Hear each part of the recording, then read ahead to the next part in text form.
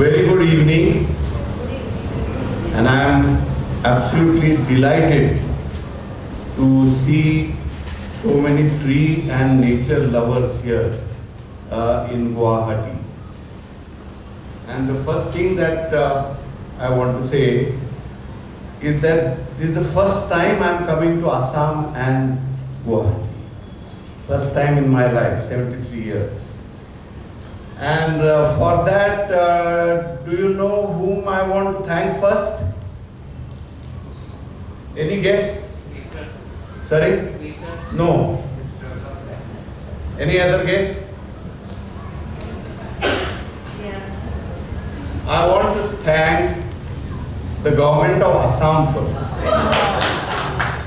Because if they had not started felling so many trees, there was no reason for me to come here. So jokes apart, the first thing is that one Mr. Nazrul, a person, a Guwahati person, who's now in Bangalore, he got in touch with me through a reference in the Azim Premji University some fortnight or 30, roughly month back. And then he put me in touch with Mahesh, then we had a Zoom call, and thereafter this meeting has been fixed. It's gone very, very fast, just in a space of 3 weeks or so. And therefore, many thanks to Nazrul first, and Mahesh and his team, and the concerned citizens of Guwahati. I like this terminology a lot, I must tell you that, because there are very fancy names otherwise, but this is exactly what it is. Concerned citizens of Guwahati. And so I'm going to take you through my Bangalore experience. All of it will not be useful for you, because since morning I've spent time with Mahesh and also his team member. We had a wonderful lunch, Assamese lunch, so I'm still digesting it. And thereafter I came with 2 other activists, and so I have spoken to 5-6 people so far, and from that what I understand that you have a group of very, very active citizens here in Guwahati. And that's something that we've had in Bangalore, but of late we are missing. So I have learned something, and I hope from my presentation you might probably learn a few things. So that's the starting point. Now we have the agenda for today, and the agenda is some opening remarks, the basic issue, Bangalore, efforts, impact, way forward, ground situation, and law. Is everybody able to see this? Yes. No problem? Yes. All right. So the very first thing that I want to do is to give compliments to all of you. And you deserve a big hand. The alert citizens, or as you like to call them, as concerned citizens of Guwahati, the reason is that you don't really have a proper tree act over here. And Mahesh and his team have filed PILs. And I must say that the High Court of Assam, whatever that's called, that High Court of Assam has given you fairly decent orders. I went through all the documents, and it's something that is remarkable, having given such judgment in the absence of a tree act. So that's the situation you are in, okay? And I must say it's an extremely positive situation, okay? And it must be built on it further. So from my presentation, you might pick up a few things here and there, and I have some suggestions. it is always good to give advice, you know. And probably you might know one definition of advice, you know. Advice is something which is given but never taken. Okay? And so to that extent, you know, I will be giving you some suggestions and advice, and it's left to you as to what to do about it. So what is the basic issue here? The basic issue is development versus ecology. Okay? Today, we are really in a what should I say, development frenzy in this country. And the situation that was described about Guwahati, and what I have been learning and I have been observing, you know, through my journey here, is nothing different from the rest of the country. Everywhere there is destruction happening, and everywhere the situation is really very, very gloomy. So the first thing is development versus ecology. Now there are infrastructure projects, and what are those typical infrastructure projects that we talk about? Or, you know, the moment the word development is uttered, what is the image that comes to in front of our eyes?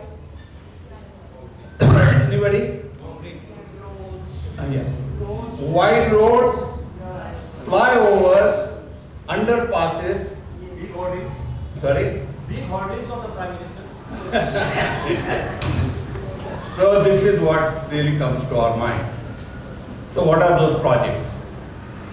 Flyovers, elevated corridors, underpasses, road widening, white topping, metro, suburban rail, malls, commercial complexes, hospitals, and defense projects. These are what are typically called as development projects. Now I want to tell you something about development. And for this, I have borrowed a term of a friend of mine in Mumbai, an activist, you know. He uses the word development. And so the line between development and development is very thin today. And I was going through the documents shared by Mahesh in the High Court here, and the tank Bagili Pukiri. Yeah. Digoli Pukiri. Now there is road widening, or there are going to be some ramps going to be put, and for what purpose? Traffic. And in his document he has mentioned over there that there doesn't seem to be that kind of alarming traffic over there at all. Am I right? Yes. I don't know, but and I can tell you that is the devil component of development. Absolutely the devil component. Because in Bangalore, we have grappled with several such projects. And so what is the key word when you talk about development? What is the key word? What should development do? And how should development be? What's the key word according to you? Anything, any word that comes to your mind? You know? Quality of life. Sorry? Quality of life. Quality of life is fine. Any other word? People-centric. Sorry? People-centric. People-centric, human-centric, okay? Any other? Mr. Goswami actually said that word, you know, and so if you had listened to him, you would have picked up. The word is sustainability. Is it sustainable from the point of view of a long-term solution to the problem that you are trying to solve, and whether it is sustainable from an environmental point of view, okay? And of course quality of life and human-centric, people-centric. So that is how development has to be. But unfortunately, what we are today experiencing in this country is not development but development. And that's the crux of the issue. Now, coming to the Bangalore situation. If you see this diagram, this has now become an iconic diagram. And just 3 days ago, the author of this diagram, Dr. T.V. Ramachandra of Indian Institute of Science, has now come out with an updated version up to 2025. But 3 days ago, I couldn't access that. But otherwise, oh, I'm so sorry. Yeah, okay. I'm so sorry. This is the diagram. If you see this diagram, this is what Bangalore was in 1973, where vegetation was 68.2% and the built-up area was 7.97%, to today, where the greenery is 2.96% and the built-up area is 93.3%. This is what has happened in Bangalore, and this is the direct result of development. And so we are up against this kind of a scenario there. And from our side, we have done something, we are trying to do something, some struggle from our side. And what I am going to narrate to you today in the next, say, half an hour or so, is a story of this struggle. Okay? And of course, then I will have some follow-up suggestions on that. Now, how did it all start? And I'm showing you some actual pictures, you know. It all started with trees cut for a hoarding, trees cut for the electricity wires, very badly done, trees cut for road widening. And this is an actual photograph of a road near Bangalore, around 25-30 kilometers away. And huge trees like this were cut.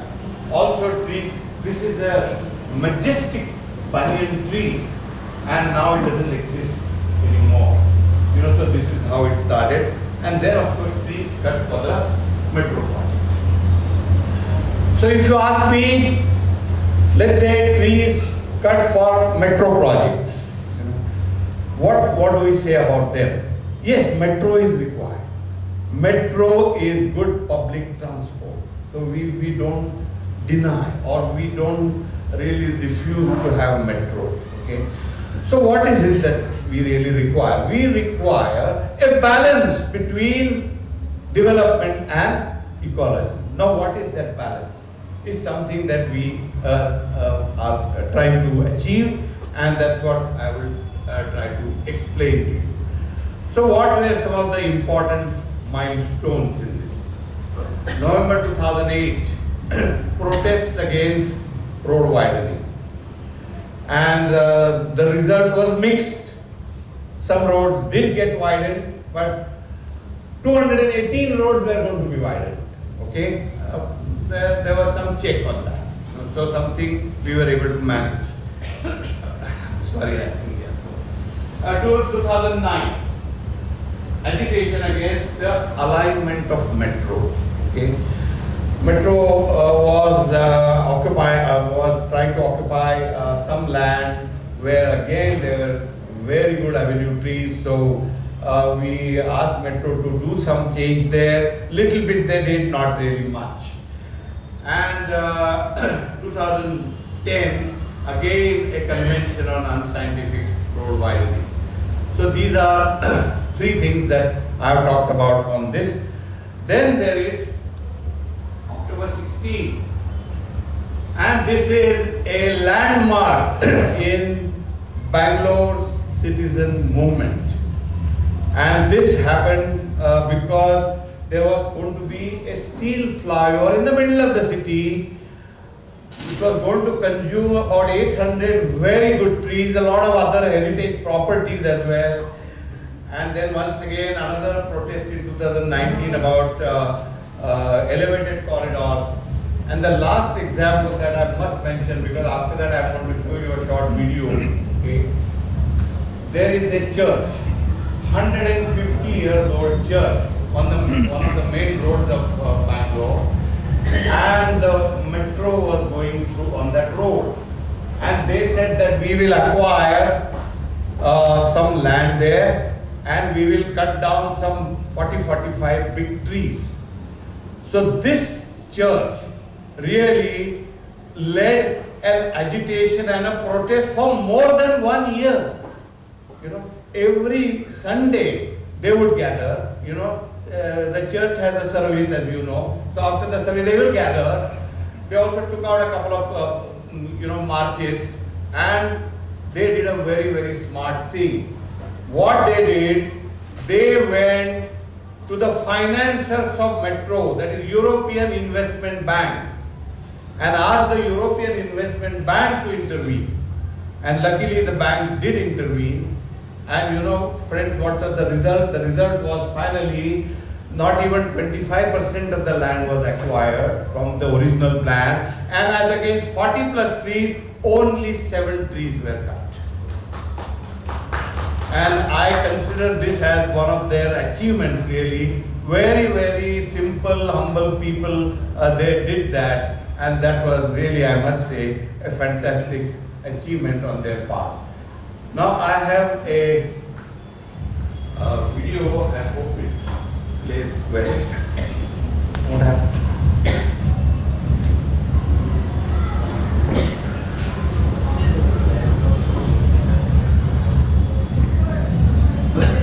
Video is not playing. It is not picking up. That is comment.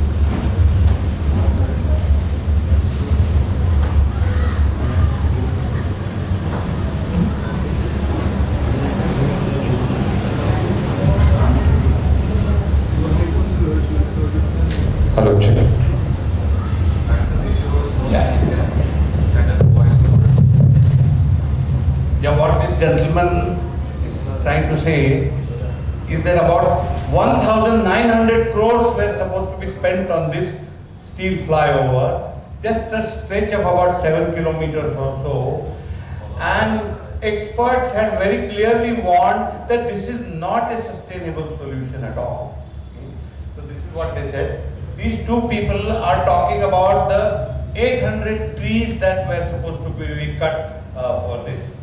And then the next part that you will see is about lot of important people attending this. So you had now slowly you will see a couple of celebrities coming here, and they participated in this protest, and they also spoke to the protesters, and now, for instance, this is one Mr. Santosh Hegde. He was the Chief Justice, he was the Supreme Court Justice, and he spoke about, you might have heard his name, quite a famous person. So Santosh Hegde spoke. Here there are a couple of celebrities. This is one Mr. Rajiv Chandrasekhar, who was earlier the central government minister. At that time, he came for this flyover. This is Santosh Hegde talking, and this is another very important person talking. And thereafter, the protest was eminently successful, absolutely eminently successful. That is primarily because the people were so agitated that something like this is happening, and just a couple of messages and emails did the trick. So, this is, they're asking, okay, give us the train instead, rather than this steel flyover. So, this was about the protest. So which part of Bangalore this was from? This was from the heart of the city. Are you familiar with Bangalore? Yeah, I've been there for. Okay, there is one Chalukya Circle which is very close to the Vidhan Saudha. Okay, and from there to on the way to the airport, that is Heppa, so that's where it was.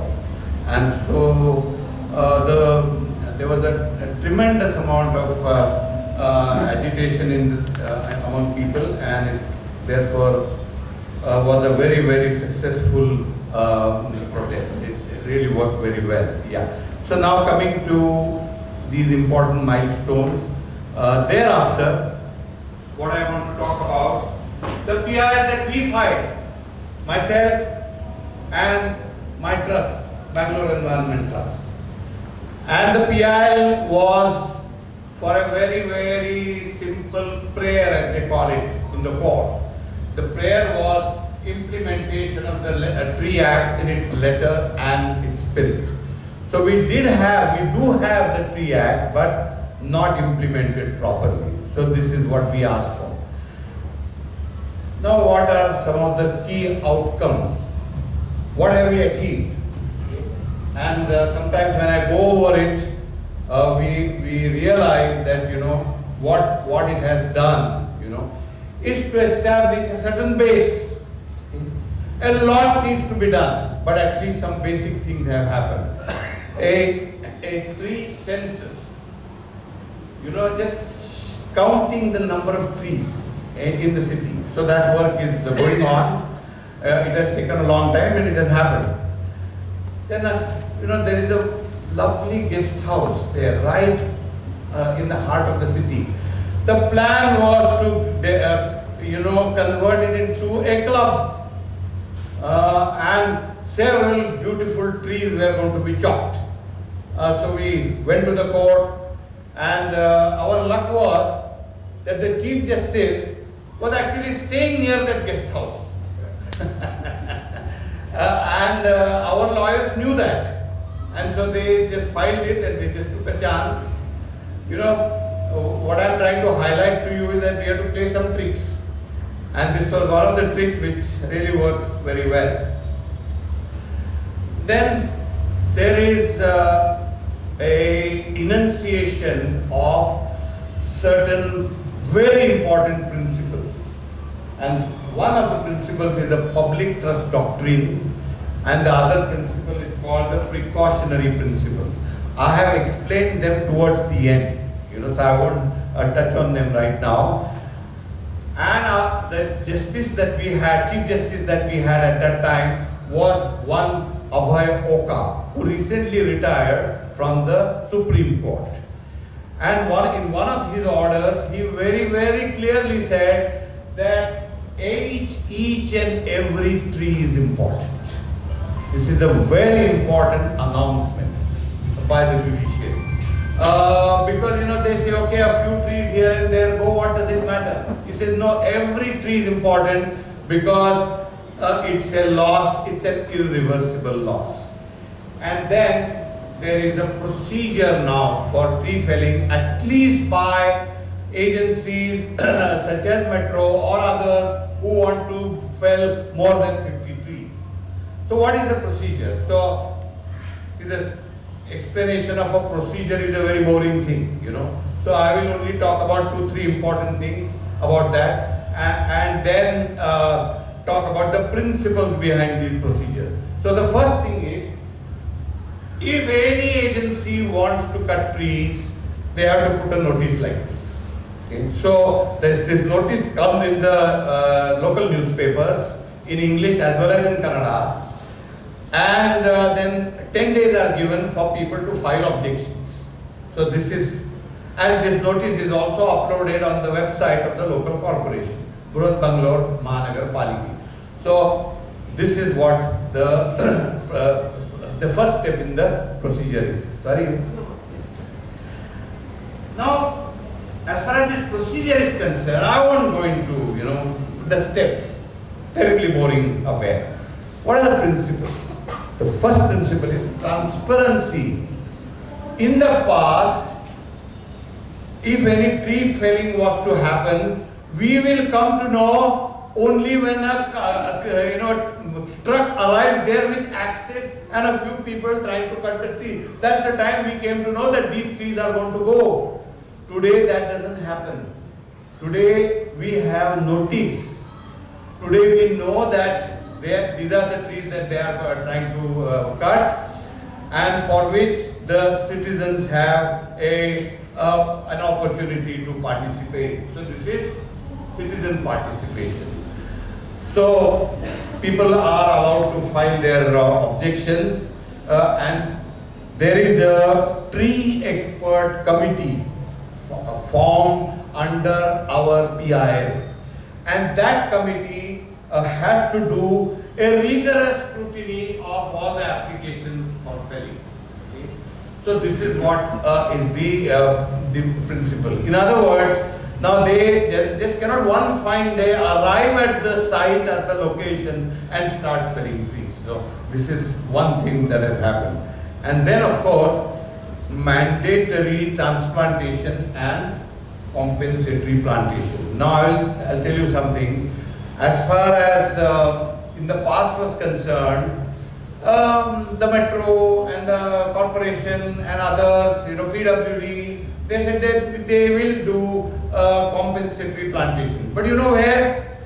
The trees cut in the heart of the city, and they will do compensatory plantation 40 kilometers away. Now that is useless, absolutely useless, because the Karnataka Tree Act says it has to be done near the place from where the tree was cut. Okay? So the court has laid down very, very detailed guidelines. Similarly, transplantation. See, about transplantation I am going to talk in a little more detail later. It's an expensive process, but today it has become mandatory. And the most important part is accountability for survival. This is the most important principle. And let me tell you here that one of the agencies, I don't want to name that agency, but they are supposed to file quarterly reports about how much compensatory plantation and transplantation has done and what is the percentage of survival. They are supposed to file a quarterly report, which they had not filed. And so we were actually almost about to take that agency to the court under the Contempt Act, Contempt of Court Act. But then they probably must have got a wind of what we were doing because they have now filed. They have now filed all the details, and from there we can make out what is the percentage of survival. And today at least, there is a very, very clear-cut accountability established. Now let me tell you what is the struggle during the PI. I have heard stories of your struggle over here, and maybe compared to what you are going through, our struggle may not be much, but still, let me share what our struggle is. From the authorities, it is complete apathy, putting obstacles, and outright resistance. This is from the authority. Then, irrespective of what authority it is, this is number one. Number two, the tree census. The judge finally said that the commissioner of the corporation will be held in contempt if the census doesn't start on a certain date. And that's how it started. Citizens' objections ignored. You know what happens? Citizens are supposed to give objections. They are supposed to report what objection was considered, what objection was not considered, and for what reason. They are supposed to do this. Okay? But that was not done. In the process, what happens? The citizens who had worked hard and provided suggestions and objections, they lose interest. What they say, इसका कुछ नहीं होता है, तो हमको क्यों ये suggestions देना, objections देना है?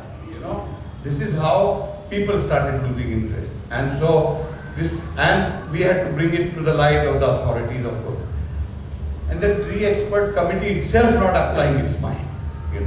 It's an court-appointed committee, but we had to point out on many occasions to the court that the committee itself is not doing its job properly. And on this, let me tell you very clearly, friends, that there are some judges who listen to us. When we pointed out the obvious things that the committee had ignored, but there are some judges who said, "Who are you? Do you know better than the expert committee?" Then he said, our lawyer had to very humbly say, "Sir, we don't think we know better than the expert committee. But look, these are the things that we have found out from the document they themselves have submitted."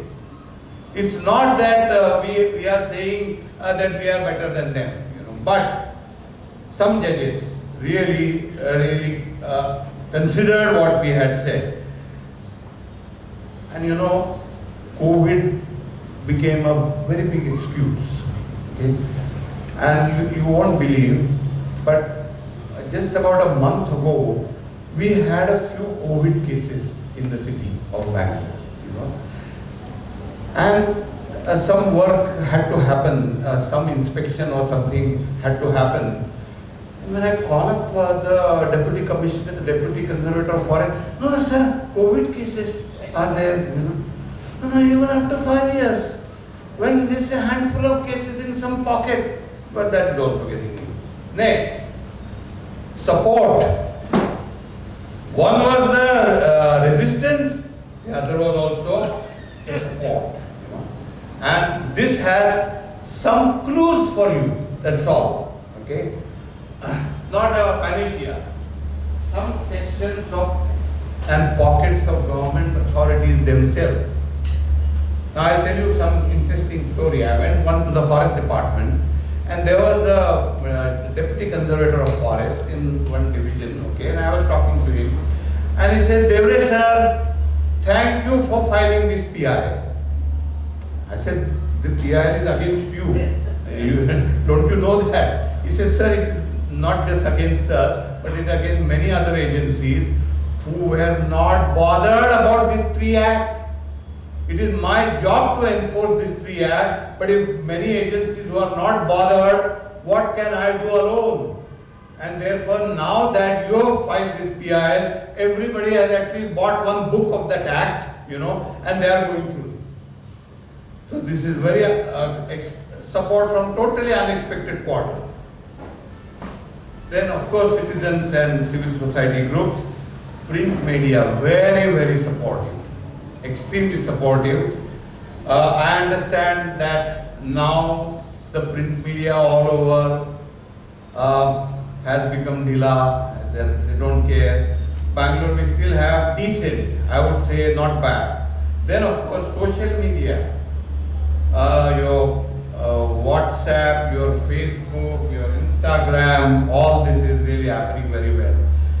Academia, very good support from academia for us, and of course experts, and of course and our team of lawyers, and excellent orders from the court. Because every time we got a good order, it was really a morale booster for us. Now, what has been the impact?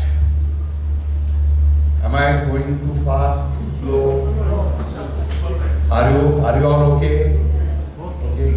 Because in my other hat that I wear is actually I am a faculty member, and so as soon as I notice a yawn in the group, I know something is going wrong.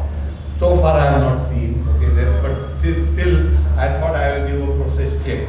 So, what is the impact? The tree expert committee has saved approximately 30% of the tree. I'll tell you what this figure means. I want to simplify. Suppose all agencies put together had applied for felling of 100 trees, permission was given for 70. Okay? And 30 were either to be retained at this place or transplanted. So this is what this statistics means. The numbers, transplantation total 4327 in the last 5 years, which is a very, very significant number. And compensatory plantation 2,27,000 all over the city, in different parts of the city. And latest data about survival is not there because, as I said, some of those reports were not filed by the agency, so I don't have that statistic. But I know for sure that the survival of transplanted trees is not really very satisfying. Unfortunately, that is what the situation really is. Okay. Now, coming to the next impact. The compliance with the court orders is happening, although it can be better. Very, very detailed documentation is happening, which can be used for future, which can also be used for research. And the documents are there on the website. So anyone who wants to refer to anything is all available. The tree expert committee is okay, but has to do a lot more. And I personally take it up with the tree expert committee very often. They say, okay, karenge sir, but how the government committees work, but somehow. And taking accountability, there is some progress. Because there is still in this country, if a notice goes from the court, something happens. Okay. If a notice or an appeal goes from concerned citizens, nothing much will happen. But unfortunately, or rather fortunately, something going from the court still works. Now, proactive interest in the environment, in trees in particular, is not fully visible.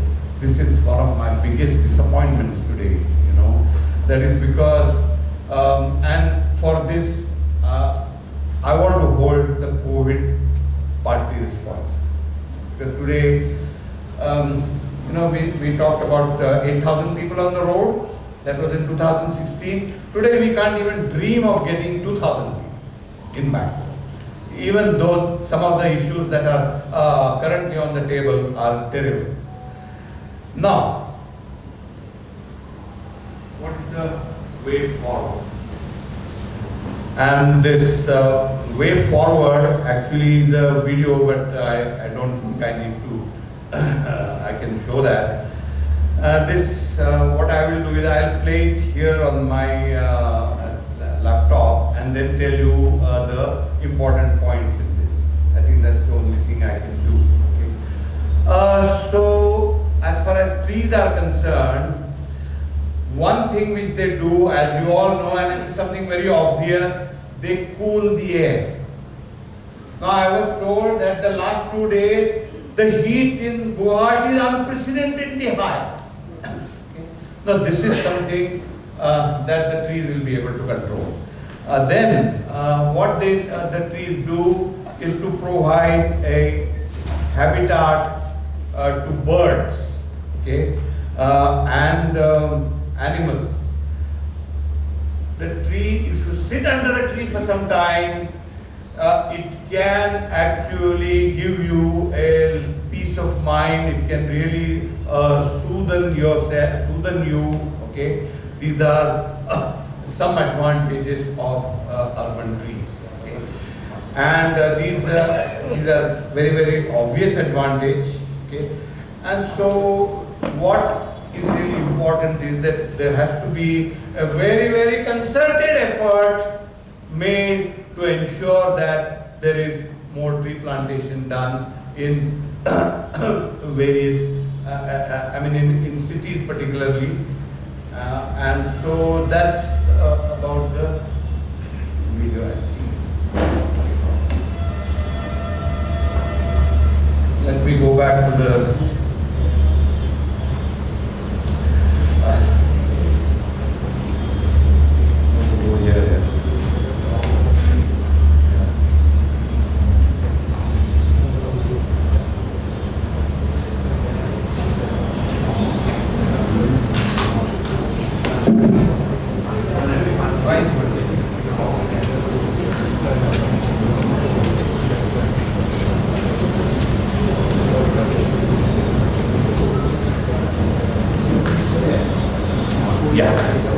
The way forward.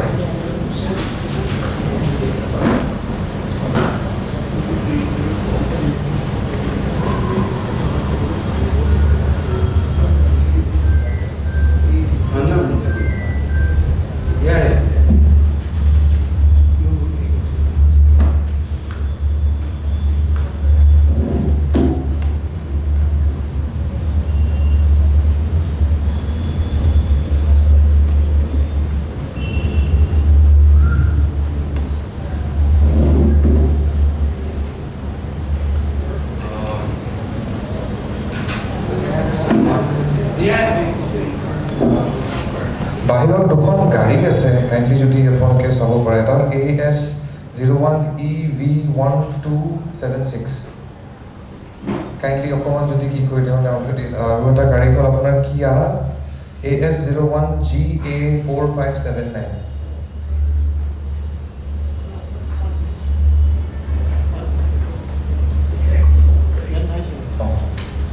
এখন গাড়ী আছে বৰ্তমান ওলাই গৈছে আৰু আপোনাৰ নেকি thank you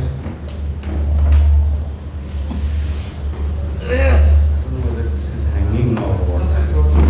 No, it's not working. No.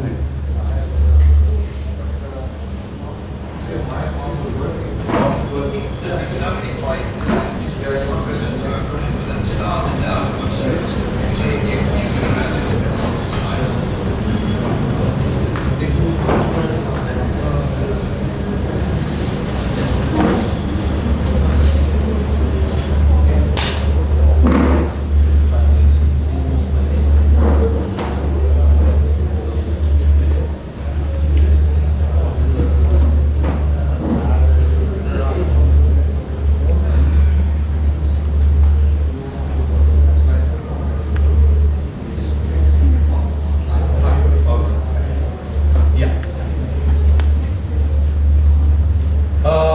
Sorry about this technical glitch. Now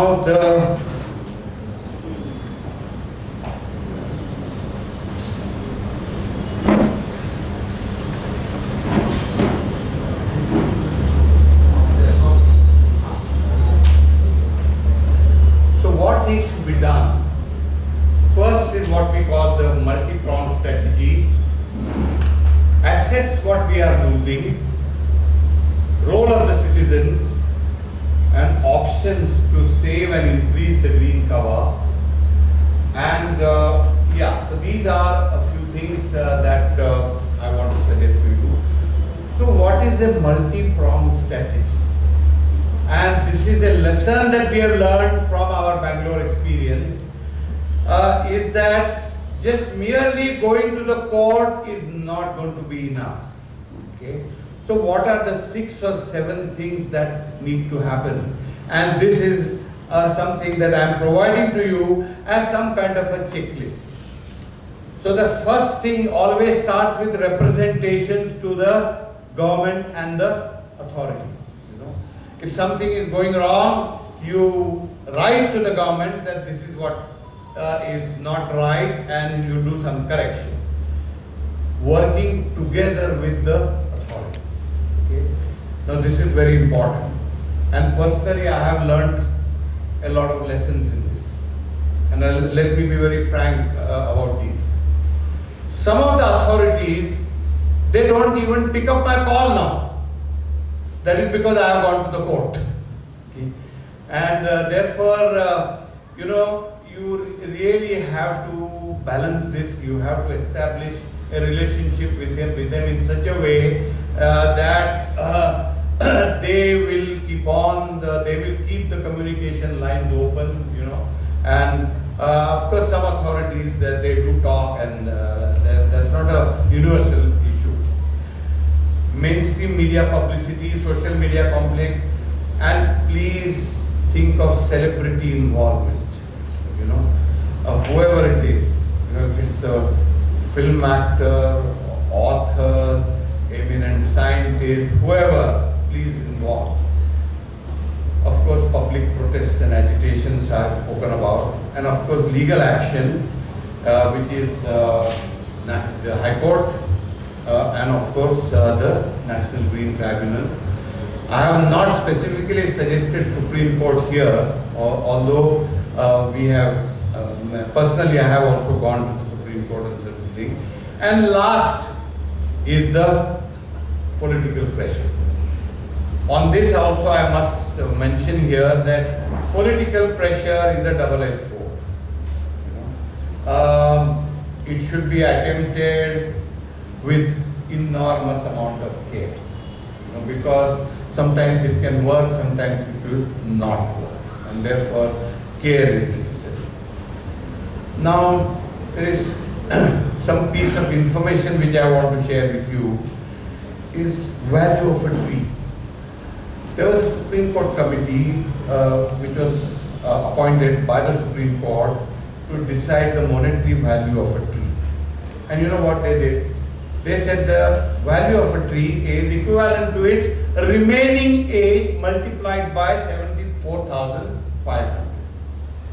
So not the current age, but the remaining age. Why?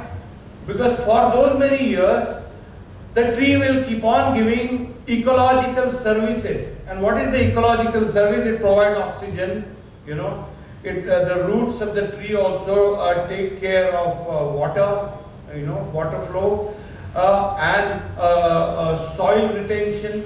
So they have taken about 5-6 different things, calculated the value of that, and they said that 74,500 per year of the remaining age. So in other words, if it's a 100-year-old tree, the approximate value, 100-year-old, not 100-year-old tree, remaining 100 years, it will become 75 lakhs. And that is the key reason why a lot of our efforts have to go in retaining and preserving and saving the old trees. Okay? Because there is a temptation these days in the name of development.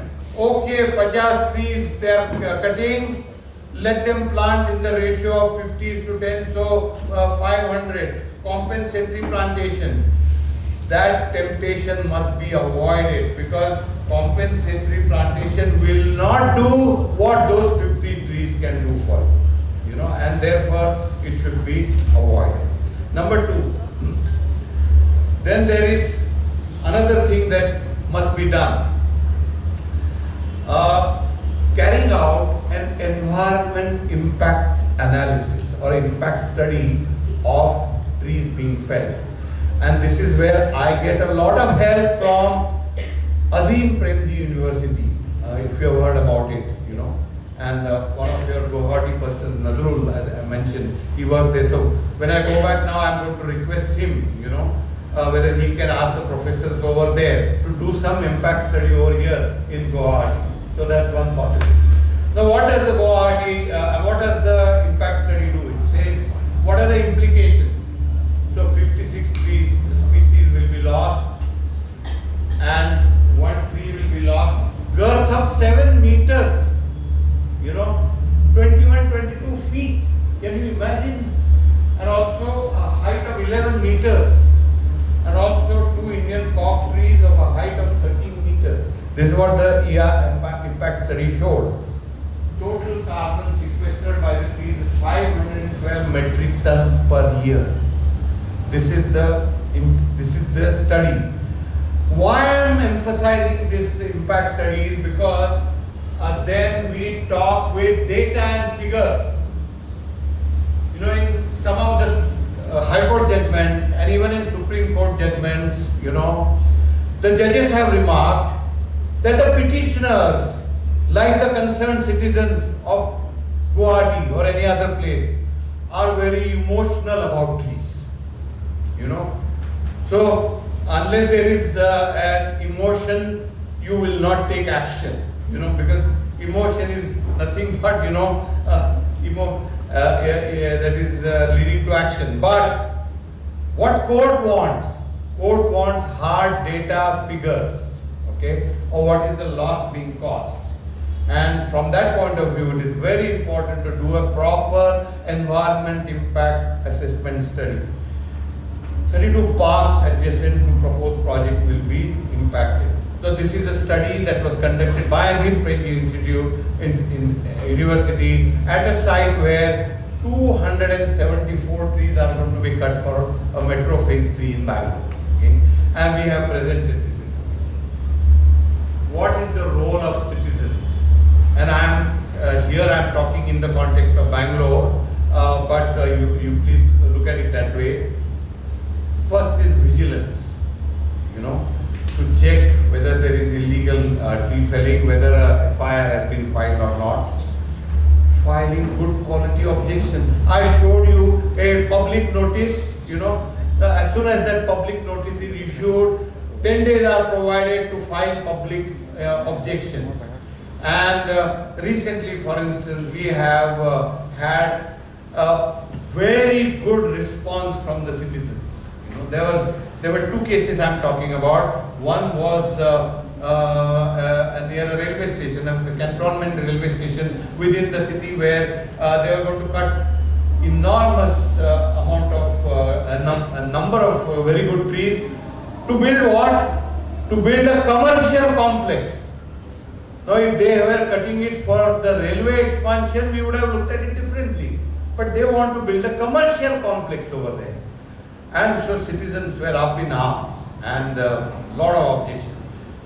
Now we have the campus of the Bangalore University, very, very green. And it has been developed into a green campus. It was not green earlier. Now there they want to knock down 319 trees. So like this, objections are raised.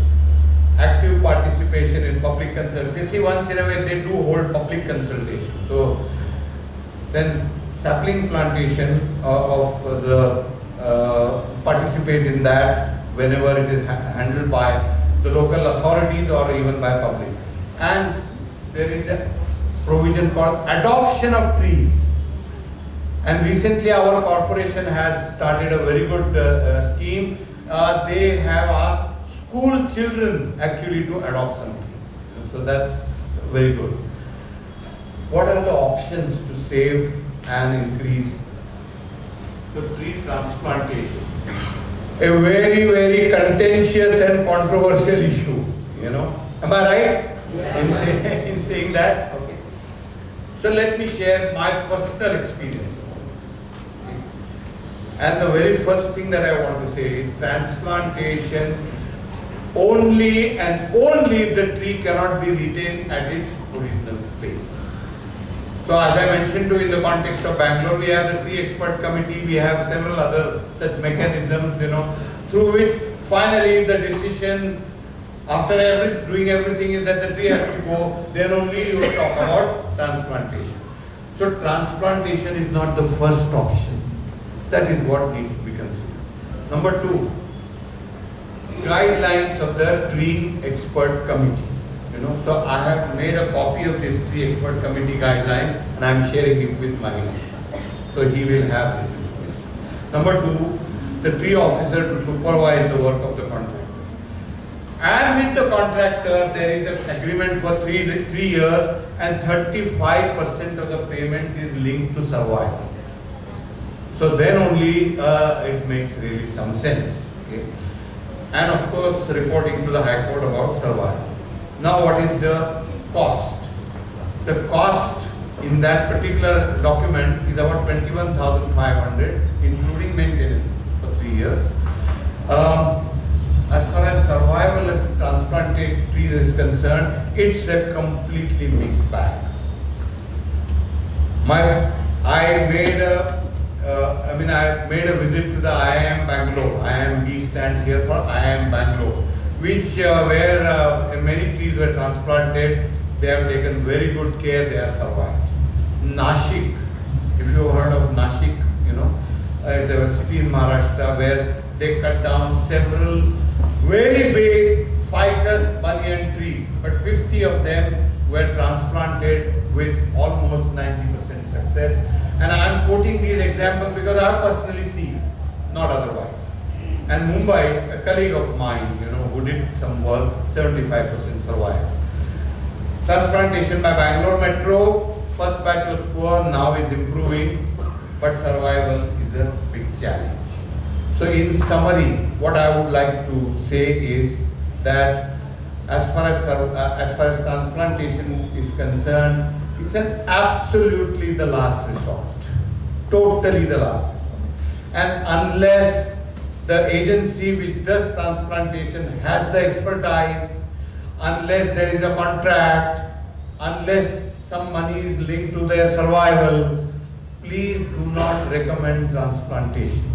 This is my suggestion to you. Courts these days are very enthusiastic about transplantation. Because you know what the government does? Government says, and that's what Mahesh tells me in Guwahati also, the government has said, we are not felling, we are only transplanting. Our Chief Justice at that time has very clearly stated, that I didn't mention in the presentation, is that as far as transplantation is concerned, transplantation is also felling. Okay, and so to that extent, let us not be under an illusion that transplantation by itself is saving. No, it is not. Next, yeah, this is one of the trees from Nashik, and this is from Bangalore. Survival. I don't know whether you heard about a plantation system called the Miyawaki method. It's Japanese. And dense forest, about 30 times dense, only native species are used, 10 to 12,000 samplings per year, and 10 times faster growth, maintenance free after 3 years. Now, everything is controversial in our country. So this Miyawaki has also become controversial, but wherever people have done, some people have done it, an agency in Bangalore has done it called Save Trees, and that has really worked. So this is an example of the Miyawaki forest. It's been done very well.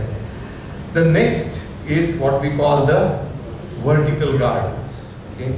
Now this is again is expensive, requires maintenance, but there are advantages, and can be done on metro and expressway pillars. I see several flyovers here in Guwahati. And there is a possibility of doing that. It has aesthetic value, reduces the urban heat effect, cleans pollution, pollutants, and offsets the carbon footprint and fuel emissions 50 to 80% in about 24 hours. This is what the set. It's also a soundproofing barrier. So, recent decision in Bangalore, some 5 crores have been allotted for doing this. And the next most important thing which I want to talk to you about is roadside tree plantation.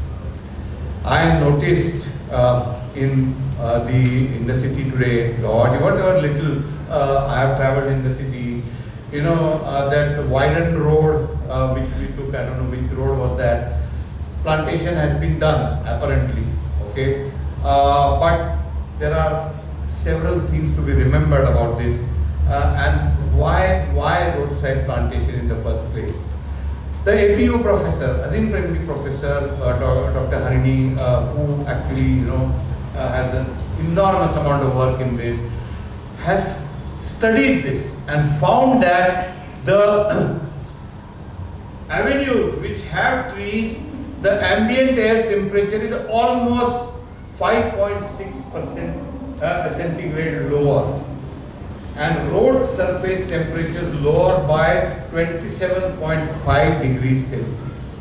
This is actual research which I am quoting for you. Okay, because it is common sense, no? I mean, if there is an avenue with trees, there will be less temperature. It is so obvious, But as I mentioned to you earlier, what is so obvious, if it is presented in the form of data and information, it cuts greater eyes. Suspended particulate matter levels, 80% of the tree line segment SPM levels within the prescribed limits. So it also affects pollution. So these are certain advantages of the roadside plantation. Now, there are two other things that are happening. I don't know whether Assam has anything called a heat wave action plan. No, Huh? not yet. No, you don't have. Okay. Karnataka has. Okay. But like many other plans, the plans are on paper. And so, but at least it's there. Okay. Then there is something called a National Clean Air Program. I don't know whether you heard about it. Then it's for pollution. So both these plans recommend lot of avenue plantation, and the key to success is the kind of species that you plant. It's very, very, very critical. And citizens work with the local corporation to do plantation.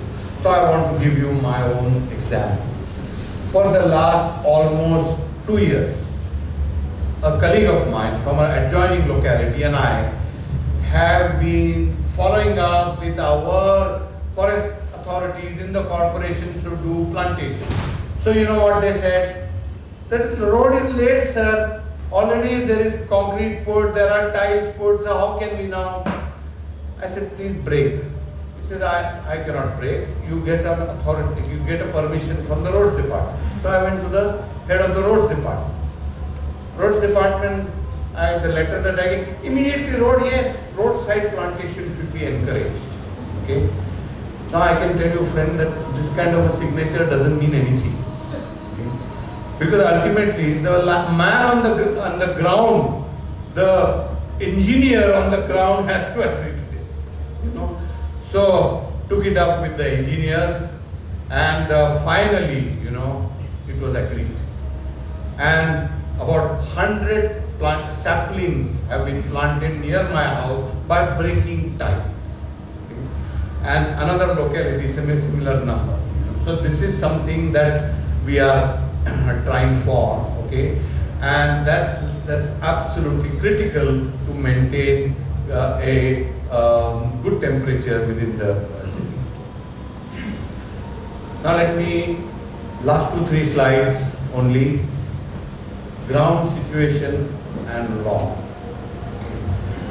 When I say ground situation, I am referring to 5 major cities in the country. I am originally from Pune, and so I keep going there, and a lot of these activists there are my friends. So Pune, right now there is a tree act, okay, and the citizens are also very active. And our good fortune is that the National Green Tribunal Western Zone is in Pune. Okay? And so these people approach the Western Zone and they have got really good orders. Okay? But the situation is that almost every day you will hear a notice. So under the act there also notice has to be put, and so almost every day you get a notice for tree felling. And for what purpose? For widening the roads. And why widening the roads? Because you want to give extra FSI on those roads. For what extra FSI? To build towers. This is development. And that is what is happening same thing in Nagpur. The situation there is, you know, it's a city of our highways minister, Mr. Gadkari, you know. He's on a mad frenzy to do all kinds of infrastructure projects. Green cover is under threat. Mysore, we have the Tree Act, you know, and citizens are very alert, very, very alert. Chennai, there is no act, okay? But citizens are doing something, an act is under formulation. So some of those people there are in touch with me. So this is a few cities. I also must mention Ahmedabad, which I forgot to put here. Ahmedabad, today they say it is one of the cleanest cities. So Ahmedabad is not. Gandhinagar is, which is next to Ahmedabad. But a lot of hype has been created, okay? And so there also the infrastructure work is going on so much, enormous amount of threat to greenery. So all that I wanted to tell you, that everybody, including Guwahati, is in the same boat, you know. So that's whatever solace it gives you. On the positive side, in the recent past, we have got some very good orders from the Supreme Court. And I am giving you examples of Supreme Court orders because they are applicable all over the country. You know? There are some good orders from Bombay High Court, our Karnataka High Court, etc. But I don't want to quote those because they don't work here. One is minimize the number of trees to be felled by reassessing the alignment. Now this is a very important judgment. I will share it with Mahesh because, you know, he is in the court and it would be useful. Whether it will be completely applicable here or not, I cannot say, but at least the judgment is there. Number two, afforestation should be completed before felling. Again, a very, very significant order from the Supreme Court. Then, Supreme Court has ordered tree census restricts trees felling more than 50 trees without permission. You know, some place it was happening. It's a very significant statement from the two judges who gave this order. They said, cutting a tree is worse than killing a human being. Okay? Because, you know, the tree doesn't have a voice.